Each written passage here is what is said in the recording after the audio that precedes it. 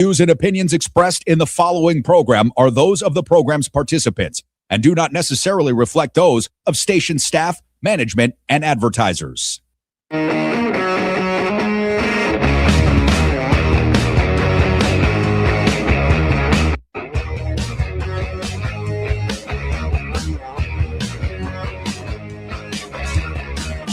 All right, what's going on, everybody? Happy Monday. Hope everybody had as good a weekend as you could have, considering gas is like $20 a gallon. Welcome to the show. We got a lot to get to and a lot to talk about, including the dignified transfer where Donald Trump wore a baseball cap, refused to take it off. The Trump administration still refusing to take responsibility for over 175 schoolgirls blatantly murdered, killed, whether it was accidental or not, which I wouldn't doubt it was. Pete Hegseth and Donald Trump are blaming Iran, and they have yet to take responsibility for it. I mentioned gas prices and the economy going down the crapper. The golden age, ladies and gentlemen. So obviously we'll be taking your calls in hour number 2 as well. We have a lot of audio that we're going to be playing for you and much more to get to. But since it is Monday, what better person to round up what took place over the weekend? One of the hardest working guys in the business. He is the editor-in-chief of Midas Touch. Of course, I'm talking about Ron Filipkowski joining us right now on a Monday. Ron, it's good to see you as always, my friend. I hope you had a good weekend. How are you? Sure did. Good to see you. Good to see you again, Brian. Yeah, doing well. It was another busy one. Yeah, you could say that. Ron, I have so much to get to. And you know, I thought about you over the weekend when we had this dignified transfer of these fallen soldiers. And obviously, you're somebody who has served. First of all, what do you make of it? And then we'll get to the Fox News coverage of it. But what do you make of Donald Trump wearing a baseball cap, not taking his hat off during this? Like you would think somebody would have told him, Mr. President, please take your hat off. Didn't surprise me because it was windy, you know, and Trump's biggest thing is he doesn't want his hair to get messed up. He doesn't want to be photographed looking kind of bald, maybe because he's had 4 hair transplant surgeries over the years, and it's kind of a mess under there. And so when it gets windy, you know, he's got this triple comb over that he does with his transplants, the weave, you know, I guess is what he calls it. Yeah. So like wind is his kryptonite. He's more afraid of wind, probably why he hates windmills too. You know, going back, it probably has something to do with it. But you know, wind is like something he fears more than anything in the world. He will not go outside in the wind without a hat on because he's afraid it's going to show some of his bald spots or his surgery scars from his transplants. So that's pretty much it. You know, it was windy, so he wore it. Nobody else wore a hat. He was the only one, of course. Looked bored the whole time, was fiddling with his suit. And, you know, it just made me think of when Joe Biden, you know, was looking at his watch one time, you know, and, you know, I remember that day really, really well. I remember that whole thing because it was as soon as I saw it, I said, oh boy, you know, because what happened was he had this nervous tic that he developed, and I noticed it in other outings where he would look at his watch sometimes when he would just be standing around not talking. Biden, I'm talking about, and he was doing this for a couple of months, and it sort of annoyed me too.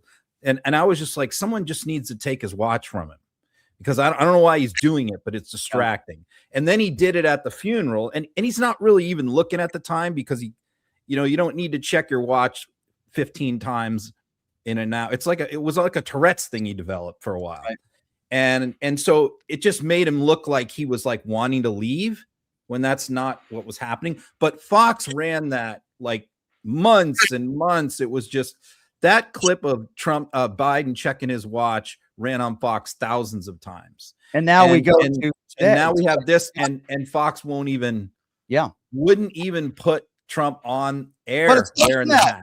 Ron, it's worse than that, right? And I'm glad we prelude to the next question, which is they showed old footage of Donald Trump.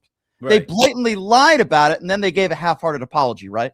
Yeah, because they knew that they had made such a big deal out of the Biden, you know, dignified transfer for watch incident. I mean, they literally played that for a year, okay? And that was like last year. And so they kind of knew that a lot of people in their audience, which is a lot of military veterans, would really take offense to somebody wearing a hat at one of these things. And it wasn't just any hat. It's a campaign hat that he is selling for $55 right now on his website. This is a hat he's selling. And so he wore that. So not just the fact that he wore a hat at all, and then he wore it. So I think, and then he wore a campaign hat that he's selling. So I think that the Fox audience knew that was going to offend a lot of people. So they grabbed old footage of him from like his first term, and used that. And it was like, man, it got caught. They got called out by a lot of us on social media. We all blew it up. And then hours later, they tried to issue this BS apology. But one of the things Asen noticed was it wasn't just the Fox and Friends. It was multiple shows on Fox that day was using the fake footage. So then when they came back and issued the correction, though, and they said, oh, it was just inadvertently a mistake, but they still never showed Trump on Fox wearing the hat. So despicable and pathetic, and a half-hearted apology. I'm glad Asen pointed that out, and it's really, really important. And speaking of something else that's important, as we talked about the Iran war with Iran, is that we heard about this school with over 175 school children, young girls that were killed. It's a horrible story. It's a tragic story. Innocent children that have never done anything wrong. And immediately thereafter, the rumors were that it was a U.S. missile. And Donald Trump and Pete Hegseth have come out multiple times and said, well, we need to investigate this. In fact, they went so far as to blame Iran for it. And the evidence now has come forward, and the New York Times, as I'm sure you saw, did a great job. This was a U.S. missile. It is no longer now hearsay or an opinion. This was a U.S. missile. This was the United States who did this. And yet they're still not admitting it, owning it, saying, well, it's still under investigation, where the evidence is overwhelming that, listen, I'm willing to give Pete Hegseth the benefit of the doubt. Geez, I hope so, that this wasn't intentional. But you have to come out and apologize. You have to take ownership of it. They haven't done any of that stuff, and the right-wing media doesn't seem to want to cover this story. Right, Ron? Yeah. I mean, all media didn't want to cover it for a while. I mean, Drop Site News was the first to report it, which is a pretty reliable outlet, but they're very anti-war. And so I think that maybe some people didn't trust it. I retweeted it. I was like the first one that retweeted their story, and it kind of got a lot of publicity. And then another news agency, maybe it was Bloomberg or somebody like that, did their own analysis and said, this appears to have been, because it was the exact same time that the U.S. bombed the Navy base right next door, that this happened.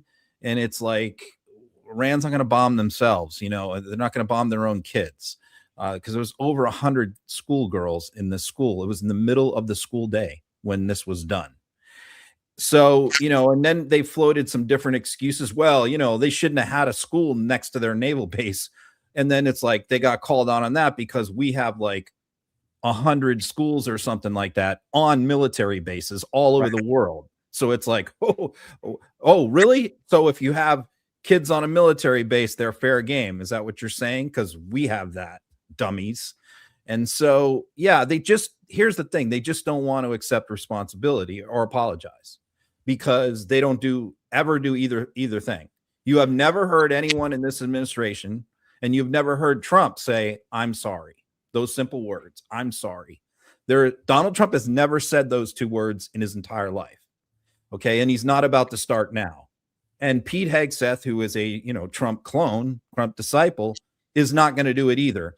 So even when they do finally make this announcement, and all they're trying to do is stall this, knowing that the attention span of the American media is usually like 72 hours. So they were kind of hoping that this would go away and forget about it. But you even have people on the right, like Laura Ingraham, Fox host Megyn Kelly, saying, you need to admit to this. You need to own up to it. They both said that today. So Hegseth was on 60 Minutes last night. He still was dragging his feet. Well, investigation is pending. So what's going to happen? What's going to happen is he'll eventually have to admit something. He won't do it himself. He'll put it out as like a written statement, and they will never apologize, and they will never accept responsibility for it. They're just going to say, fog of war, these things happen, that kind of thing. I think of the Afghan withdrawal, and obviously it was terrible. We lost over a dozen soldiers, and rightfully so. It's a very sad story, even though Donald Trump, as you know, his evacuation plan was very similar. MAGA Republicans still talk about that. And listen, it was a horrible tragedy, but they're so quiet on stories like this one. In fact, Pete Hegseth, as you know, when he held the press conference last week, he was angry that the top story was, these soldiers that had lost their lives. It's so disingenuous. It seems like, Ron, they use the loss of life to score political points all the time. But then when people lose their lives, whether they're American soldiers or innocent civilians, or in this case, young school children in Iran, they don't want to talk about it at all. They don't even want the media covering it. But if anybody loses their life, whether it's an undocumented immigrant that kills somebody, if it's under the Biden administration, they're still talking about it today. I just find it so hypocritical and so disgusting. Yeah, well, the bottom line is this: they don't care about 100 brown girls in Iran. They don't. So they it just doesn't bother them that much. A lot of these people. So it's like, well, who cares? They shouldn't have had the mullahs. They shouldn't have tried to get nukes. That they would justify it in their own mind. But the question is, how did this happen? Because some of the reports are also suggesting, well, Washington Post reported this, that we used AI for our targeting of our objectives in those initial strikes. We used AI, not human intelligence, and not satellites. And so, if an AI was used and it targeted this school by mistake, that's a serious problem. If we're still using AI to target people, and it also feeds into Pete Hegseth's whole culture, which is no more rules of engagement. We're not going to worry about civilian collateral damage. We're not going to be politically correct. And by the way, when Trump was asked about this, as you point out, he flat out said it was the Iranians. They bombed their own school. That's what he said on Air Force One just a few days ago. There's absolutely zero evidence that Iran did this. But the president of the United States flat out said it wasn't us, it was them. They bombed their own people. That's what a sick person he is. Very sick. And I'm hoping, and I doubt it, but I'm hoping that somebody will ask Caroline Leavitt that question. And I would imagine her answer will just be, well, it's still under investigation, right? They just want the story to go away. It's so sickening. It also is interesting, Ron, from an economy standpoint, where just a month ago, you had MAGA supporters and those in the Trump administration bragging about how low gas prices were. And now, last I checked, we had the biggest 2-day spike in decades. Astronomical. I mean, I just paid this morning in Vegas. I'm not saying it's $4.50 a gallon everywhere in the country, but I just paid $4.50 a gallon down the street from where I live. And it's interesting because the excuse you hear from MAGA, right, is, well, it's okay. It'll go down. This is the price of war. Everything's going to be just fine. And eventually it'll drop right back down. That's what Trump is saying. And that's what his administration is echoing. I find that very interesting. I mean, they literally were just bragging about how great and how low gas prices were a few months ago. But now I guess it's okay. Well, it's quite clear what Iran's strategy was to deal with this situation. They executed that strategy. That strategy should have been fairly obvious, but came as a complete surprise, apparently, to a lot of the big global investing companies. It came as a complete surprise to our intelligence agencies or our Pentagon, and it came as a complete surprise to the governments of the Gulf states, which was that Iran was not going to just retaliate back against the United States and Israel. They were going to strike oil-related targets all over the Gulf, including in Arab countries. And they are going to do it for one purpose and one purpose only: to drive up oil prices globally and crash the world economy. Because their calculation is there's only so long that Donald Trump, who is, if he listens to anybody, it's his Wall Street cronies. He'll listen to them over anybody else. And when they start blowing up his phone, and when the oil company executives, who are also his pals, start blowing up his phone, then that gets his attention. And what Iran has calculated is only so long that Trump is going to be able to handle oil being above $100 a barrel before he caves. And we're already seeing that, by the way. Marco Rubio just announced a couple hours ago from Miami was the new objectives of the war. It went from a few days ago, unconditional surrender, and Trump wants to pick their new president. and we want all their nuclear material. Now it's changed all of a sudden today. The new war objectives are to destroy the Iranian Navy. They had like 9 ships. Okay. To destroy their missile launchers. And then like one other thing, degrading some of their military capabilities. That's it. No regime change. No, we got to have the nukes. No unconditional surrender. And so you see it's already working. The administration is already backing down on their war objectives. I mean, wasn't that the goal from the get-go? First, they talked about, not necessarily weapons of mass destruction, but destroying their nuclear capabilities. And then that left from that to regime change. And he says, well, the civilians need to rise up. And I'm thinking to myself, well, wait a second. They're not going to be running the government. If you're going to get a new regime in there, you're going to have boots on the ground. So that didn't make any sense. Then Marco Rubio basically, in so many words, says that Israel forced our hand. And then he walks back those comments. So first it's, nuclear capabilities, then it's regime change. And now what you just said, now they've walked away from that. And I'm thinking to myself, what's going to be next? It's a new excuse for this war every single day. I wanted to ask you about this because I had Lev Parnas on my show on Friday. And of course, his son does great work for you guys. I think we're going to have him on the show this week. But Lev made an interesting point. He believes that Vladimir Putin might have had something to do with this because he claims, and it's true, that this makes Russia stronger with their oil reserves. I'm wondering what your thoughts are on that. Do you think Vladimir Putin could have had anything to do with Donald Trump's decision into going to war? Lev has a lot of wild theories, but Lev might be onto something with this one. I mean, I'll bite on this. It's certainly who benefits. That somebody asked that question on Twitter on yesterday, who benefits from this war? And I answered it. I forget who asked the question. My answer was Benjamin Netanyahu and Vladimir Putin. Those are the 2 biggest beneficiaries. Mm-hmm. Israel is obviously benefiting from their greatest enemy being destroyed and hurt. And Putin is benefiting because their economy was on their knees. And their economy is entirely oil based. The Europeans, with the exception of Orban and Slovakia, Fico and Slovakia, are all boycotting his oil, won't buy it. Mm-hmm. And so, and with global oil prices down, they sell to India. But again, with prices down, it was their economy was on their knees. And now Putin was out again this morning bragging about how this provided a golden opportunity that maybe even the Europeans boycotting Russian oil will come back to the fold and beg him for oil now that oil prices are going up.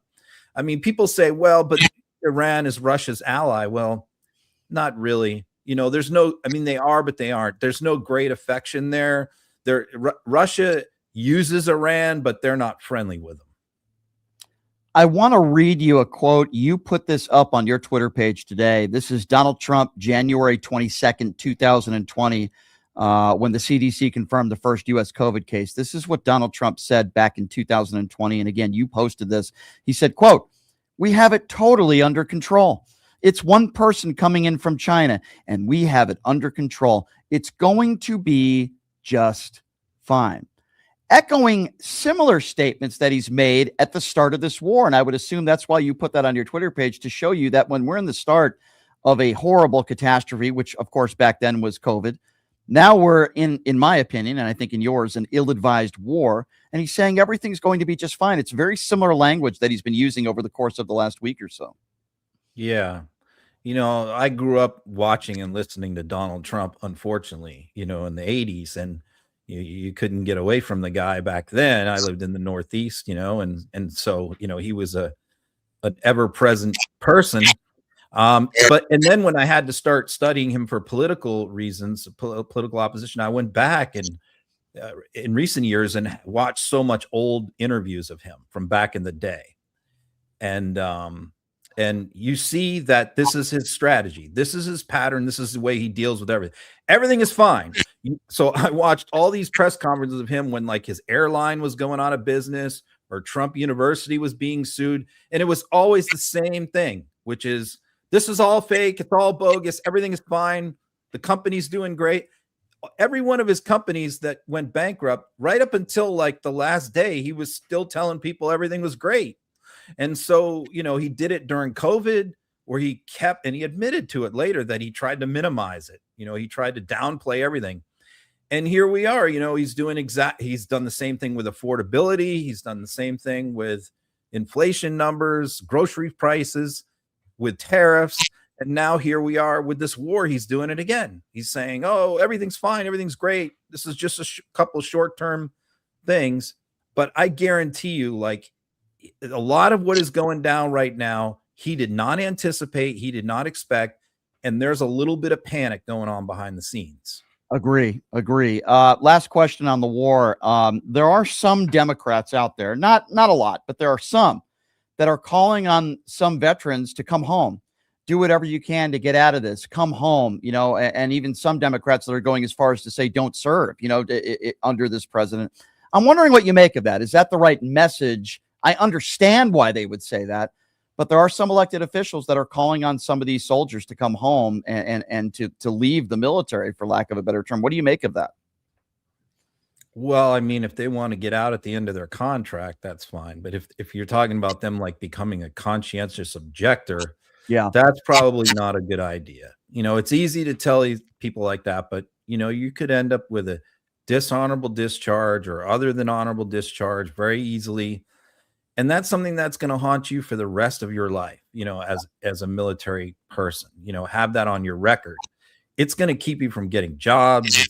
It's going to, obviously you could never work in government again in any purpose. So it's just, yeah, I mean, I understand that, but it's one thing to take a stand in other lines of work, but when you're in the military, you have very few rights when it comes to the First Amendment. So, yeah, I mean, certainly you could refuse to follow an illegal order, which, what they tried to prosecute the members of Congress for saying that. You could do that, but I think just like refusing to participate is what you would call it back in the military, refusal to participate, then you typically, and you can also be locked up for it. You can go to jail for that in the military. Yeah. So. Yeah, I tend to agree with you. I don't think it's a good look.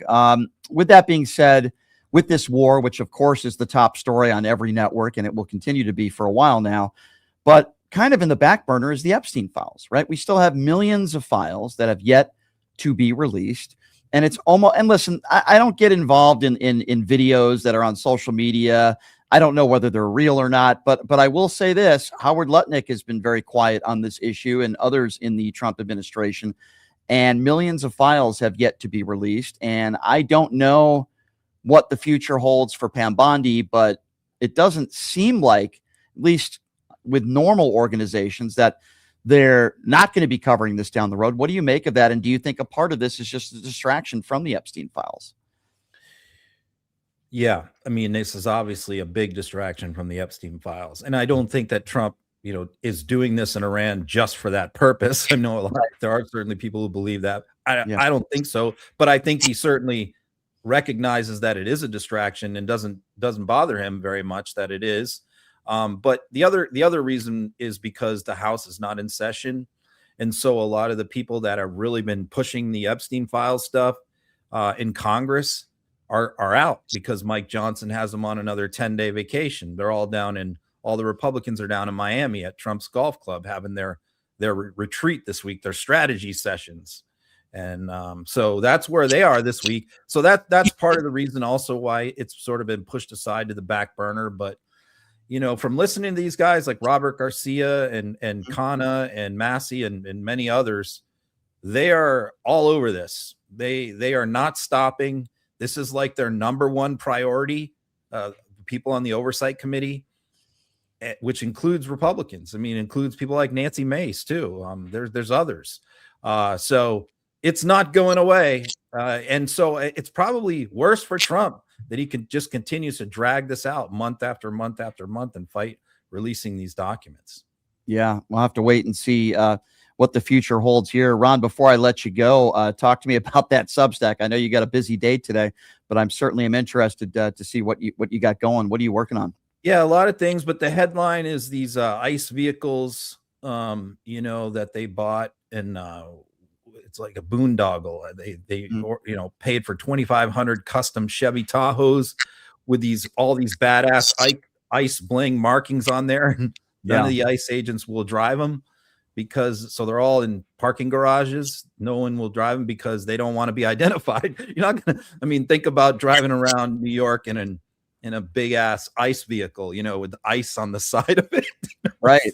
You're not going to get very far before you have a rock through your windshield. So none of the agents will drive them. So we spent like this massive amount of money on all these blinged out vehicles, and they're all sitting in parking garages.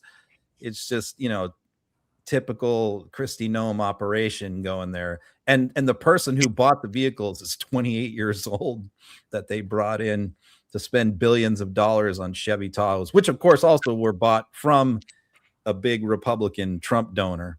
The contract went to them. So that's kind of like the lead story before I get into the war stuff today. I'm sorry. I have to ask one more question because you just reminded me of something. Because, Kristi Noem was fired. I didn't get a chance to really talk to you about this, but not necessarily Kristi Noem.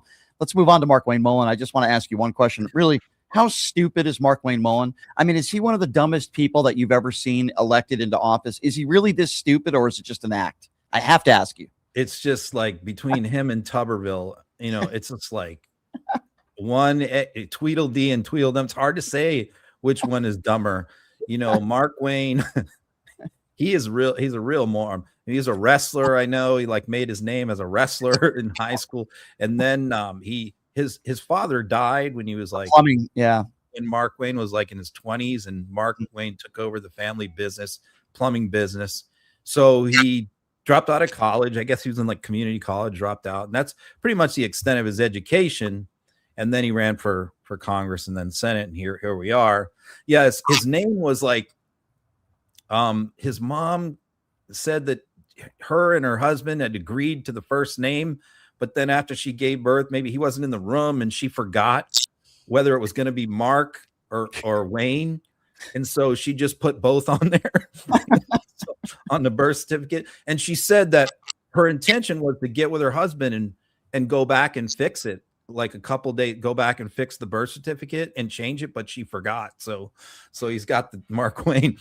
So that he's dumb as a box of rocks. He's very we call a jock sniffer for the military. He's very loves the military. He never served, but he's always talking about it.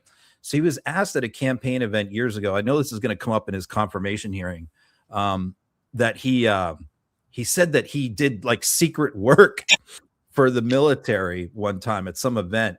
And no one has any record of his plumbing business ever doing any top secret work for the military, but he was trying to make it sound like some kind of badass thing. And so I know some of the Democrats in the Senate can't wait to ask him about what this top secret work he did for the. Ron, what are the odds that he gets up and challenges to fight somebody in Congress in this hearing? I mean, he's done it before. Him and Matt Gaetz got into it a while back, actually over Kristi Noem, when Gaetz was talking about how hot Kristi Noem was, and Mullin took offense to it and got in his face on the floor one day. So yeah, I mean, he's a nut job. He's crazy. Oklahoma produces some real all-star. Yes, they do. It was the only state that Trump won every single county in twice. Every single county. So you got a lot of Markwayne Mullins walking around there. Mullins in Oklahoma. Ron, I appreciate your time, my friend. I can't wait to read your Substack today. It's one of the best in the business. Have a good rest of your day, my friend, and always appreciate the time. We'll catch up with you next week. Okay. All right, you got it. See you. Thanks, Ron. All right, Ron Filipkowski, everybody, one of the best in the business. I had to ask him about Markwayne Mullin, and his answer is just priceless. I can't wait to post that. Dumb as a rock. Ron is 150% correct.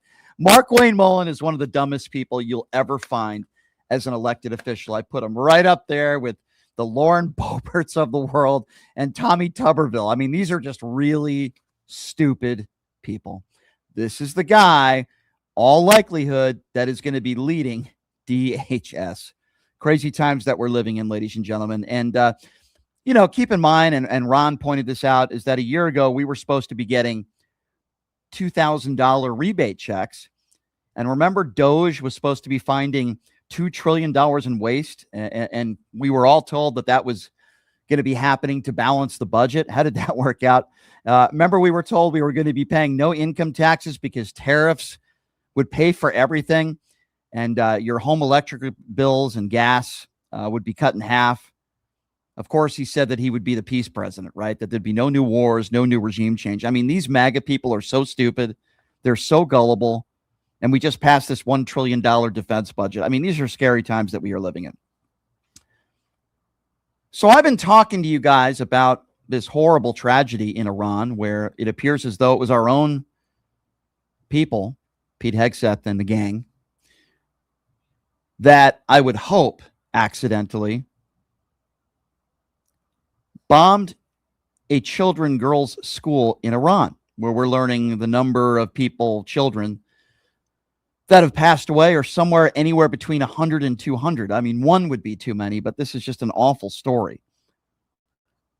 But CNN did a great job doing some forensic analysis of videos and satellite imagery showing how these U.S.-Israeli strikes have not only damaged schools and taken innocent lives, including children, but also Iranian hospitals and gyms near these targets. This is a wonderful story that CNN has done in covering. I say wonderful because obviously this is not wonderful news. This is terrible news, but it's wonderful investigative reporting and the type of facts that you're not going to get from the White House. And I thought it'd be very important to play this for you. Watch this.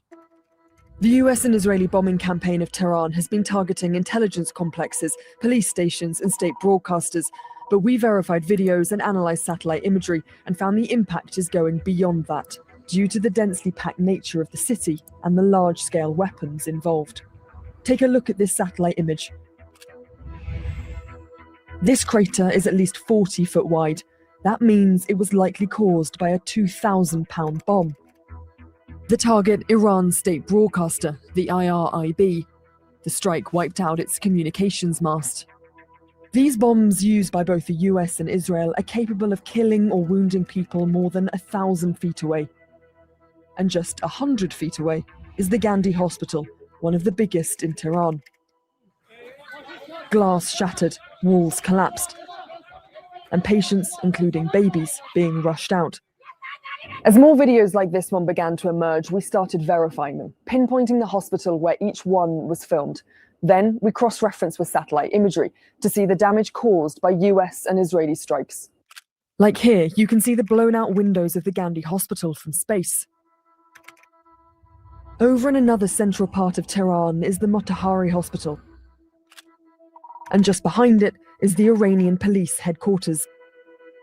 In fact, you can see a police helicopter pad down here. This image is from just before it was struck, and this is after. Entire buildings flattened. The Motahari Hospital is still standing, but we verified this video showing substantial damage inside. It's not the only hospital in the area affected. Over here is the Khatam Hospital. Glass windows shattered, and medical staff are seen running out. Further down the same street is the Iranian Red Crescent Society. Smoke billowing from behind the building. Again, people are fleeing. Across Iran as a whole, more incidents like these are emerging. That's really good job by CNN in covering what is a very difficult story. And now there's new footage that appears to show it was a U.S. Tomahawk missile that exploded near a girls' school in Iran. Iranian authorities say somewhere around 175 people, many of them children, were killed in this strike. This took place in the southern city of Manab. This was on the first day of the U.S.-Israeli assault.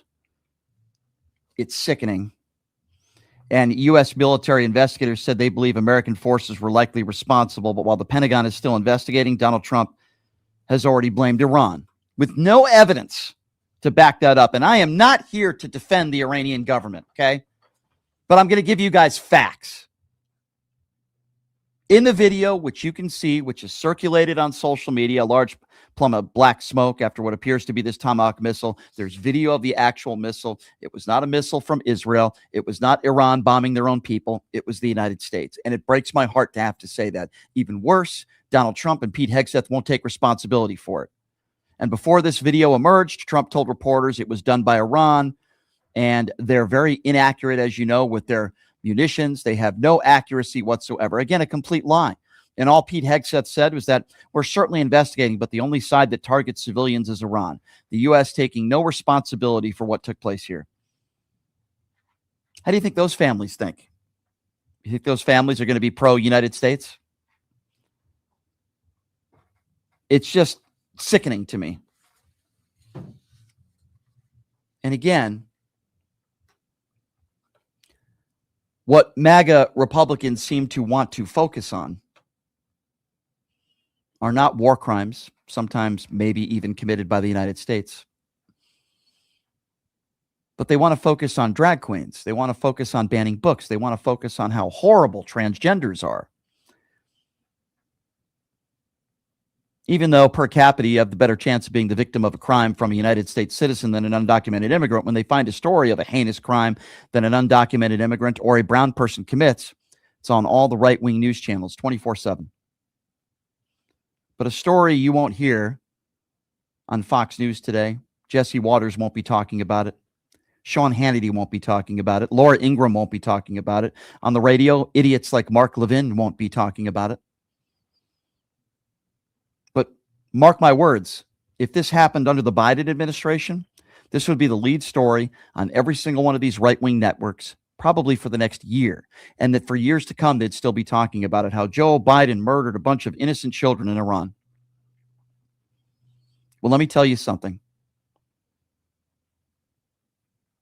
Besides the fact that this is blatant incompetence by our defense, led by Pete Hegseth, the fact that they won't admit it and take ownership of it and apologize for it at a minimum makes it even worse. And they're blaming Iran. It's sick and it's disgusting. And I cannot believe the lack of leadership in Washington, D.C. If you watch Fox News and idiots like Lawrence Jones, who's a complete right-wing MAGA mushroom gobbling fool, I want you to listen to what many are calling the employee of a propaganda machine warning Democrats not to feed Iranian propaganda by commenting on reality. Have a listen to what they had to say earlier today. Yeah, I understand that the Democrats have their own political spin on this, but I think they should be careful about some of the talking points that they were releasing. They're talking about the oil prices and the way that it's going to impact and that the president can't last too long. That is exactly what Iran wants to happen. Part of their strategy of this is the propaganda machine that's going out there saying these things, and they believe that if they could get the prices of oil up, that the president would have to draw from the conflict. So just careful, guys. Right. And he said they should go to strategic oil. Yeah, I understand that the Democrats have their own political spin on this, but I think they should. Insane.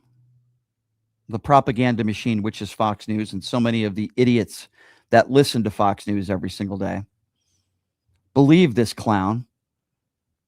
It's sick. That's what Fox News is. It's a propaganda machine. And Brian Kilmeade is another perfect example of that. Listen to what Brian Kilmeade, this little weasel, had to say earlier this morning and what he's saying to oil tanker captains. Listen to this. If they could get the prices of oil up, that the president would have to draw from the conflict. So just careful, guys. Right. And he said they should go to strategic oil reserve. That's what Joe Biden did to get prices down without a crisis. The administration announced $20 billion maritime reinsurance plan. So he's saying, hey, guys, even though we get the oil, the market's flush, this is fear, I'm still going to insure your ships. So go through the strait. And, you know, that's just part of it. If you want to diminish the Iranian threat, if you want to make sure that this ends up with complete Iran capitulation, show some guts and go through that strait and do it. Show some guts, you little weasel. You right-wing propaganda little weasel coward. Why don't you go over there? Why don't you go over there and report on this? Why don't you go over there and serve? Why don't you go over there and fight for your country? Why don't you go over there because you seem to back Donald Trump 24/7? You coward imbecile, you little weasel, you mushroom gobbling fool, you coward. These anchors on Fox News reach new lows every single day. And speaking of new lows, I told you that Donald Trump, as we all saw, during the dignified transfer, where we lost these 6 American soldiers, decided to wear a baseball cap because he didn't want his fake hair in the wind. But Fox and Friends and multiple other shows on Fox used old footage of a previous dignified transfer to once again mislead their audience about the fact that Trump wore this cap yesterday. Watch this. Melania Trump, Vice President J.D. Vance, and Secretary Lady Usha Vance attending a dignified transfer to honor the final homecoming of the 6 U.S. service members killed in Kuwait. The solemn ritual returns the remains of troops killed in action. It is considered one of the most somber duties of a commander-in-chief. President Trump promising the nation that they will all be remembered as heroes. Yeah, well, guess what? That's old footage that they showed. And the reason why they showed old footage is because they didn't want to upset their audience of fools, which I would imagine some of them would be upset, that Donald Trump decided to wear a baseball cap, the same sort of cap he sells for $55 on his website as a campaign hat to make money, because he didn't want his hair and his fake hair transplants exposed in the wind. That was more important to him than actually showing respect for those brave heroes who sadly lost their lives. Now, Fox News had to admit it, not because they realized that they were wrong. Oh, we better issue an apology to our stupid listeners. No, because it was all over social media, and good people like Ron Filipowski, those at Midas Touch, and others were pointing out that this was old footage that they showed. So this was their half-hearted apology. Watch this. All right, Adam, thank you very much. Before we move on, we want to acknowledge a mistake made earlier on our program. During our coverage of yesterday's dignified transfer, we inadvertently aired video from an older dignified transfer instead of the ceremony that took place yesterday. We deeply regret the error and extend our respect and condolences to the service members' families. We honor the sacrifice of those 6 American heroes. They are Captain Cody Cork, Sergeant First Class Nicola Moore, Sergeant First Class Noah T. Chens, Sergeant Declan Cody, Major Jeffrey O'Brien, and Chief Warrant Officer 3, Robert Marzon. All. Yeah, that's very nice of you to read the names. I'm glad you did that, but that was done on purpose when you showed that old footage. That was not a mistake. That was not accidental. Let me explain to you what happened. The producers and the people behind the scenes at Fox News said, oh, we can't show that footage of Donald Trump wearing that cap because a lot of our listeners will get upset, and we don't want to make Donald Trump look bad. So we got to find some old footage of Donald Trump during another dignified transfer so that people don't think that he was wearing the hat. In other words, we want to mislead our listeners. That's exactly what they did, because as you know, a lot of people that watch Fox News religiously are very, very stupid people. They're very naive. They're very dumb, for lack of a better term. All right, so here's what we're going to do. I'm going to take a very brief commercial break because we got to pay the bills. And then when we come back, I want to open up the phone lines and I want to hear from you. Obviously, we had Ron Filipowski on in the first segment here. He's brilliant. Love what he does. We talked about a number of different issues that are all on the table today. The first topic, of course, this dignified transfer where Fox News tries to mislead their listeners and Donald Trump is wearing a baseball cap. Obviously, a big story that we've been talking about and we will continue to cover is this school in Iran where anywhere between 100 to 200 school children were killed. It was a U.S. bomb. It's no longer speculation. There's actually video of it, and the New York Times did a great job in breaking this down. And Pete Hegseth and Donald Trump have yet to apologize or take any ownership. In fact, they blamed Iran. I'm surprised they haven't blamed Democrats or George Soros yet, but I'm sure that's right around the corner. We're also talking about that. I paid $4.50 for a gallon of gas today. Usually, on average, I'm usually able to fill my gas tank under $50. I spent $80 today filling my gas tank. So obviously, we're talking about the economy as well and the excuses made by the Trump administration. It's sick. So there's a lot on the table. There's a lot to talk about, and we want to get to all your phone calls. The number to call if you want to be a part of the conversation is 702-221-7283.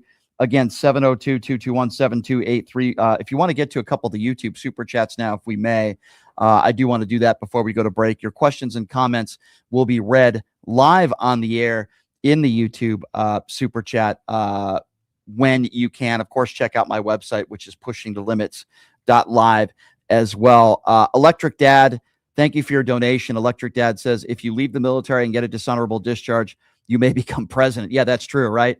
Donald Trump dodging the military multiple times. You're right about that. David says, watching Brian debate. So this is David. This is the Trump mushroom gobbler who calls into this show all the time. He says, watching Brian debate Warren Smith is like watching a 6-year-old debate an educated adult. Warren has to hold Brian's hand every time. Well, I think if you're a racist like David, because yes, David, who just made, and I don't care whether you donate money to me or not, David, I think you're a racist. And racists defend racists. And yes, I've said it before and I'll say it again. Warren Smith is a racist. And David, it doesn't surprise me why you would also defend a racist. They stick with one another. David, that's why you still support Donald Trump. That's why you call into the show all the time and you attack brown people and you're so concerned about illegal immigrants. But David isn't the guy that's going to be talking about these children, brown children, that were killed by our own Defense Department. David won't be talking about that. He wants to defend a racist. Racists hang around with them, the same people. That's why, David, again, you voted for Donald Trump. And as I said before, and I say again, it's not that every person who voted for Donald Trump is racist, but every racist voted for Donald Trump. And David, David from Pennsylvania, I absolutely put you in that category. All right, we're going to take a quick break. And when we come back, we'll take your phone calls at 702-221-7283. Even racist MAGA buffoons still have the opportunity to call into the show and embarrass themselves. If you want to talk about embarrassments, 702-221-7283. And again, that number to call if you want to be a part of the conversation, 702-221-7283. We'll take a quick break. We'll be back right after this. You're listening to Pushing the Limits right here on KSHP.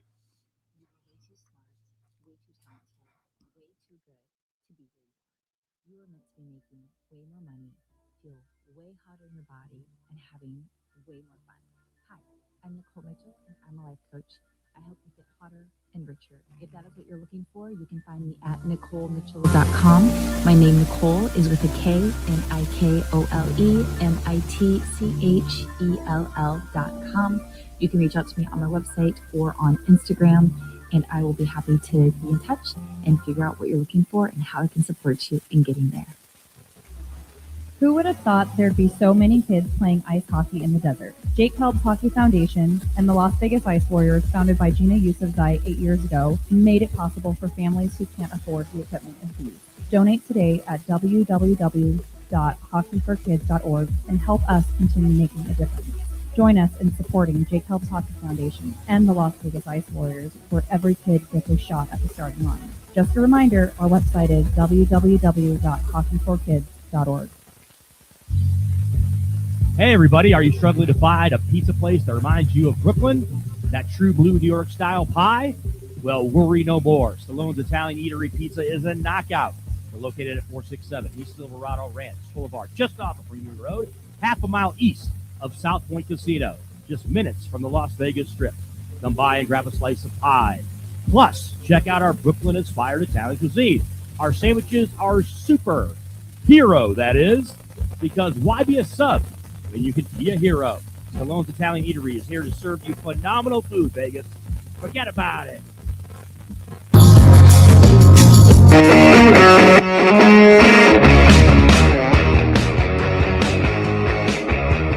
All right, welcome back. It is Pushing the Limits on a Monday. Thank you so much for joining us. We have a lot of different guests that are going to be joining us throughout the week. Destiny's going to be joining us on here from Midas Touch. Lev Parnas' son will be joining us, great journalist. He'll be joining us on the show this week as well. We're looking to get Brian Krasenstein on the program tomorrow, as well as Adam Mockler. So a lot of great guests this week, and certainly looking forward to it. I don't plan on having Warren Smith on the show this week, FYI, just to let everybody know. I am going to set up, though, a debate between him and somebody from the NAACP, but it's not happening this week. We're going to be taking a break from Warren Smith. That is for sure. But a lot that we've been talking about, obviously, these school children, over 100 of them, we don't have an exact number, their lives lost, and it appears as though the U.S. is responsible for it. Department of Defense run by Pete Hegseth, they're not taking any responsibility for it. There's new evidence showing that this is a U.S. missile, so we're certainly covering that story for you. The dignified transfer where Donald Trump decided to wear a baseball cap because he didn't want his fake hair flowing everywhere. It's just despicable, and it's just disgusting. I just paid $4.50 for a gallon of gas. Obviously, gas had the biggest 2-day spike in decades, and we're taking your phone calls at 702-221-7283. And again, that number, if you want to be a part of the conversation, now is your chance to call in. 702-221-SAVE, 702-221-7283. Let's go to Jason. Jason is first on PTL. Hello, Jason. You ready? What's up, Jason? So, number one, Les Parness was right. This is the way, because think about it. If your country is dirt poor and you can look like a hero by bringing your economy back and people don't have to drink vodka all the time, they can have some real food, that's number one. Number two, the most important, gas is going to go really high. And MAGA is going to keep on doing anything they can to avoid, gas will be back to normal. Don't worry about it. That Trump is the best. He's the best president ever. And Wayne Moron McMillan is the dumbest person on the planet. And of course, I bet you $1 million that he starts a fight with one of the senators full time. But last but not least, and this is the biggest part of all, your man Brian Kilmeade is a moron beyond moron. He's not my man. He's not my man. That's for sure. I've never liked him. Okay, but I watched him this Sunday, and he put up on his screen patriotism or partisanship. He wants them and the Republican Party wants the United States to run behind Trump so badly. They say, what happened when George Bush and everybody, we all became united. They want the people that are against the war to just back Trump so badly. It's just the same thing as the Republican Party wants to be mainstream. They want us all to just be, we love Kid Rock. Kid Rock is the best entertainer in the world. These people are so moronic and so stupid. It is ridiculous. Yeah. But they want the mainstream. You're not going to hear an argument from me. You're not going to hear an argument from me, Jason. So bad. Yeah, no, Jason, you're not going to hear an argument from me. I completely 100% agree with you. And I want to go back to, and thank you for the call, Jason. I want to go back to gas prices. So a month ago, gas prices were $2.90 a gallon for regular gas. And by the way, a year ago, not that long after Donald Trump took office, they were somewhere around $3 a gallon. So they had gone down about 10 cents or so. It wasn't like a huge drop in gas prices like MAGA Republicans want to make it out to be. A week ago, gas prices were just under $3 a gallon, $2.99 a gallon.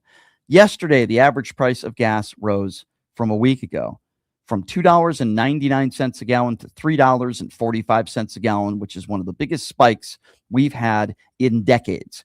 But you won't hear MAGA Republicans talk about that. And if they're asked about it, their response will be, don't worry, everything is going to be just fine. It's a war. Things are going to happen. That's their excuse. But when gas prices rose during COVID, a global pandemic that was not Joe Biden's fault, it wasn't an ill-advised pandemic, they blamed Joe Biden for their hangnail. Every single day when gas prices rose, it was somehow Joe Biden's fault when we had a global pandemic, which started under the first Trump administration. But now Trump decides to go to war with Iran in an ill-advised war that we should never been a part of since the get-go. And Republicans' response, things are going to get better. Don't worry. There'll be some tough times now, but in the long run, this will be great for America. The hypocrisy from the MAGA right is sickening and disturbing.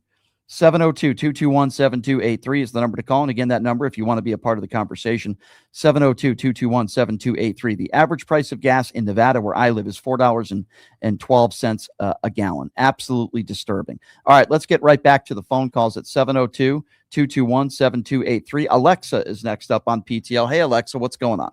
Hey, Brian, how are you? Good. What's on your mind? I know this is off the topic, but did you hear about them talking about the grass, bringing back the grass? What do you think about that? Say that one more time. I didn't quite catch what you said. Okay, the grass. They want to bring back the grass. Oh, the draft. Okay. Yeah. I got you. No, I don't agree with that.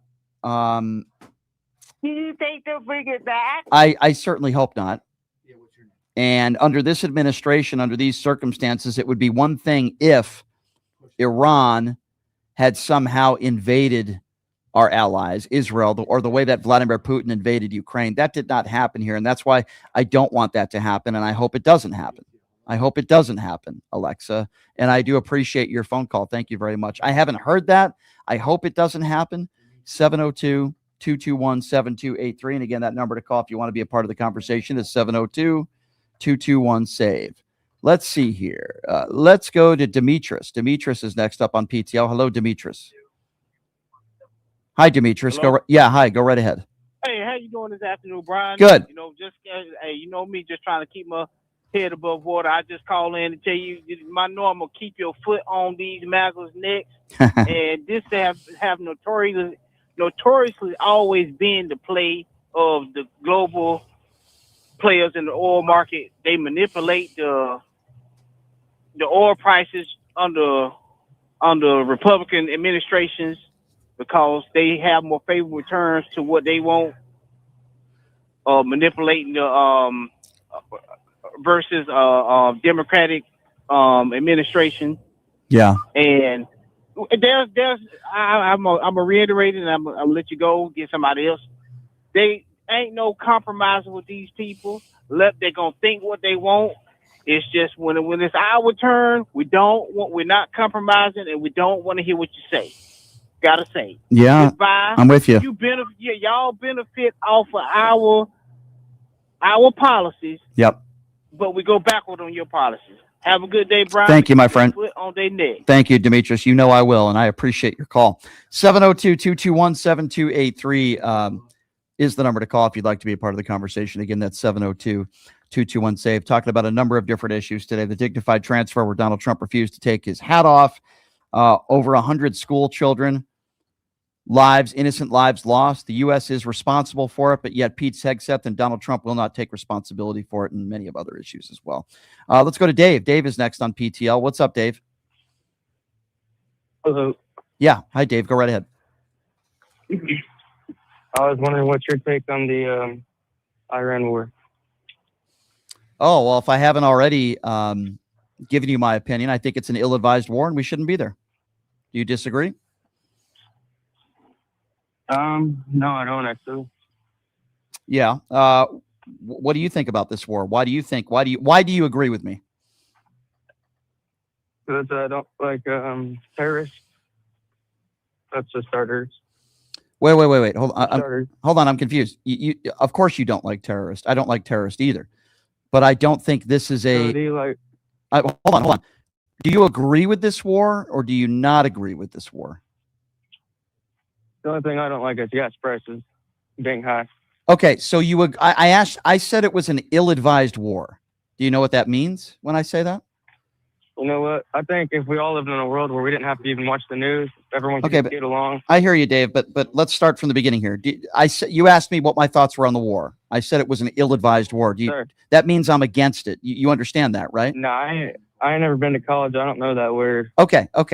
It's an ill-advised war, meaning, Dave, I don't think we should be there because there's no information that at least we've seen that Iran has furthered their nuclear capabilities. Then they said that there was regime change. Then we're told they just want to take out the Marines and their ships, and they keep giving different excuses as to why. So I'm beginning to think that you are for the war, not against it. Is that a correct assertion? Yes, I was planning to debate you on the war. Okay, Tell you good. how I think we should be there. Okay, so you said you don't like terrorists, right? And you said that's the reason why we should be there. Is that correct? Yeah, wipe them all out. So why don't we honestly. take out? Okay, so why don't we take out Vladimir Putin and Kim Jong Un while we're at it? They're terrorists, right? Right. I honestly agree with that. I agree with You that. honestly agree with that? Okay, so right now in 2026, you're saying that we should start a war with Russia and take out Vladimir Putin.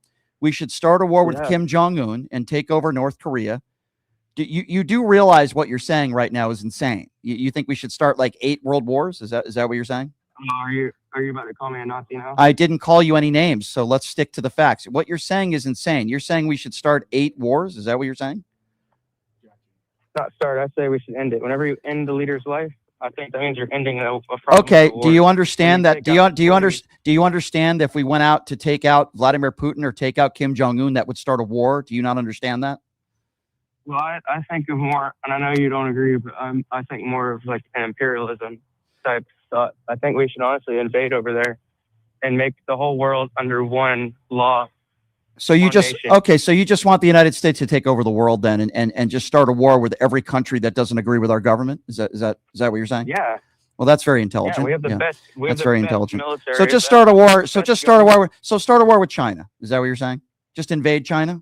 No, not just China, with everyone. Not just China, everyone. Okay, so even though all these other countries, some of which we're talking about, have nuclear capabilities, you think we should just start a war? Let me ask you a question. You voted for Trump, right? No, actually, I didn't. I'm shocked. Okay, because based on your answers, it sounds to me that you would be a Trump supporter. So who did you vote for? Looking back, I wish I did. Well, of course Looking you back, did. I wish Of course you did. So the person who thinks that we should start a war with every country in the world wishes they voted for Donald Trump. Okay. So what did you think about the war in Iraq under George W. Bush? Was that a good idea too? Yeah, just because he was. It was. Okay. Were there weapons of mass destruction, Dave? I wasn't alive back then. No, you don't have to. I wasn't alive during the Holocaust, okay? But I can still tell you that Hitler was a really bad guy. So don't use the excuse of you weren't even born yet, okay? Were there weapons of mass destruction? Yes or no? Yeah. No, there wasn't. You have absolutely no idea what you're talking about. How can I have a serious conversation with someone who has no idea what they're talking about? Okay, let me explain something to you, sir. Have you served? Have you served this country? Because I haven't. Have you? No. No, you haven't. But you have no problem sending our troops over to wars all over the world, which you want to start, as you already said, with China, with Russia, with North Korea, and basically any and every government that disagrees with us, not understanding what those consequences would be. How could you be this ill-informed and uneducated, sir, with respect? How could you be this dumb to not understand that there were no weapons of mass destruction in Iraq? How could you be that ignorant and then call into a talk show when you have absolutely no idea what you're talking about? So I'm trying to be respectful. No, don't tell me to hold on. I'm trying to be respectful with you, okay? But when you don't have basis in fact, do you understand why it's a little bit frustrating for me? Okay, you can disagree with me. That's totally cool. I don't need, in fact, I would rather people like you, Colin, that disagree with me. But when you don't have basic facts, when you go to war, you have to have a legitimate reason to do so. Name me a legitimate reason why we went into war in Iraq, and then we can talk about today. Why did we go to war in Iraq? Why? Let me get this straight. My pronouns are not sir. Okay, I don't care about pronouns. We're having a serious conversation. No, I don't. Well, And sir, what party? Okay, so first of all, we just started about war, and now you want to talk about pronouns, which proves to me that you're not a serious person. What party am I in, sir? Let's see if you can get that one right. What's my party, sir? Who do I represent? Go ahead, Dave. Joe Biden. No, Joe Biden's, by the way, dope. Joe Biden's not a party, you imbecile. He's the former president. He's not representing a party. By the way, I've been a registered independent my whole life. I didn't vote for Obama. I didn't vote for Hillary. I'm for capital punishment. So you lost that argument as well, trying to deflect. Let's go back to your stupidity for a moment, which you will probably have for the rest of your life, because I would imagine you graduated from Trump University. What was the reason why we went? What is the legitimate reason? No, Trump University at one point was a real thing, and it's why he had to pay out over $20 million because he scammed a bunch of people. Something else you're ignorant to. Answer my question. Why did we go to war in Iraq? What was the reason why we went to war under George W. Bush? Tell me. Oh, I know. You weren't born yet. No, it wasn't to take over the oil. No. That's not what the Bush administration told us. They told us there were weapons of mass destruction. You claim that there were, which makes you an imbecile. You're an imbecile. Why do we go to war in Iran? Why is Trump going to war in Iran? They don't even know why, but let's see if you know why, because you sound very number one, bro. Because we're number one, bruh. Do you have an IQ of like 25? What do you do for work? What are you, 12 years old? What do you do for work, sir? I'm actually I mow yards. You mow yards or you mow lawns? Okay, so you mow yards. Okay. Oh, I'm glad you have a job, sir. I'm glad you do. Where did you go to college? Did you go to college, sir? Heck no, bro. Heck no. College is a scam. Okay. So you mow lawns for a living, but you listen to political talk shows like mine. I'm very appreciative, sir, that you listen to the show and you decided to call in. You believe there were weapons of mass destruction. You asked me a question about pronouns, which is very stupid, and you can't even define what a war is. So you're so concerned about pronouns because you probably listen to right-wing media and you probably live on X and TikTok, but that's fine. So you're more define a woman. I'm sorry. I can't define a woman? Define a woman. Yes, I can. Yes, I can. I certainly can. I believe if you're born a woman, you're a woman. I believe if you're born a man, you're a man. So I just defined it. Can you define what war is, sir? I think that's a little bit more important than defining what a woman is, doofus. What's war? Tell me what war is.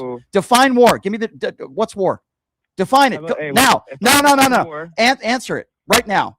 No prerequisitions. Answer the damn question because I answered yours within 2 seconds, dumbbell. What's a war? Going to other people's countries and like a war is going into other people's countries. So if I decided to travel to another country today, I'm declaring war on that country. Do you realize how stupid you are? Do you realize how dumb you are? You are crap for brains. Do you know that? You are so dumb. No, you are an idiot. Why did we go to war in Iran? Answer the question, doofus. Ma'am, answer the question, miss. Miss, please answer the question. Mrs. David, pronouns. Answer the question, doofus. Why did we go to war in Iran? Dumbbell. I'm sorry, Robbie. Answer the question. Answer the question. Answer the question. Get off my show, you freaking moron. Get off my show. What's a woman, you doofus? By the way, that's Donald Trump's base. Donald Trump won because of idiots like that. 702-221-7283. And again, the number to call if you want to be a part of the conversation. 702-221-7283. Let's go to John. John is next on PTL. Hey, John, what's going on, man? Hey, Brian. Hey, thanks for taking my call. I don't know that Dave. I can't listen to any conservative talk show on TV or the radio because it's like getting stupid in stereo. Well, that's true. Lie. They do. Well, if you remember, I remember flipping through the radio and I caught Joe Pags and it was right after. Oh, that guy's the worst. That guy's the worst. I know. I got into it with him, by the way. I challenged him to a debate, and that guy tried to big time me, and I'm like, you are such a right-wing doofus. Joe Pags is a coward and a right-wing mushroom gobbling doofus. I'm sorry, sir. Go right ahead. I interrupt you. I apologize. Go ahead. Oh, that's okay. I totally agree. It was right after Dominion, and even he admitted that he said on the radio lies, and so did Glenn Beck after Dominion because he didn't like the idea that they were forcing people like him to have to be honest. Yeah, you're right about that. Listen, Joe Pags is a perfect example of right-wing conservative talk radio and right-wing TV. They play the MAGA card. They're incapable of criticizing Donald Trump for anything. The only Republicans that they criticize are the Marjorie Taylor Greens, the Mitt Romneys, the Adam Kinzingers of the world. They are absolute clowns. They have zero credibility. I don't know why anybody listens to them. And if you notice, somebody like Joe Pags rarely has anybody on the left that he debates. Almost never. Same thing with Mark Levin and many, many others. And it's not because Democrats don't want to debate. It's that they're cowards and they don't want to have conversations with people that they disagree with. That's who these people are, man. Oh, I hear you. I would love to go on this show and ask them why is it that, because I live in Illinois. Yeah. And we have high taxes and we're surrounded by red states that have lower taxes. And the reason why is because they take our tax money. Right. There you go. And as far as I'm concerned, and if each state, and I would ask each Republican who's a states' rights person, pay your own bills. You are so correct. As you know, we just passed a $1 trillion defense budget. They've taken away Medicaid and food stamps from millions of Americans, yet they have no problem putting trillions of dollars into an ill-advised war. This is the Republican Party. And let me be very clear on this. This isn't just Donald Trump's fault. This has been the Republican Party for decades. Take away all government programs from needy people in America, take away maternity leave, take away a woman's right to choose, take away the ability for two people who happen to be gay to marry each other, while they give the biggest tax breaks to the richest people. This was way before Donald Trump. Donald Trump is just doing Republican policy on steroids, but this isn't anything new. This is what the Republican Party has done for decades. For decades. Oh, you know it. Well, it's